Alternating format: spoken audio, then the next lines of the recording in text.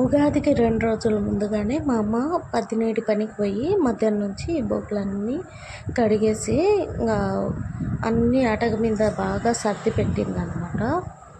చూడండి ఎలా సర్దిందో, నీట్గా ఉన్నాయి. ఇప్పుడు కడిగిన తర్వాత మాకు రోడ్డు బాగి ఉండేదాన ఇల్లు ఎప్పుడు దుమ్ము వస్తుంది, ఎప్పుడు చూసిన ఆ బోకులకి దుమ్ము అనేది పడుతుంది. పండగకు గడిగినా కానీ దుమ్ము వచ్చేస్తుంది. ఇంకా ఉగాది స్పెషల్ వచ్చేసి తెల్లన్నం, చిత్రాన్నం, నూనె వంకాయ, రసము, పూర్ణము వండింది మా అమ్మ. ఇంకా ఉగాది రోజు ఉగాది పచ్చడి కూడా నేను చేశాను, రాత్రి చేశాను. అంటే మా ఊర్లో ఉగాది పచ్చడి చేసి దేవునికి నైవేద్యంగా పెట్టారు.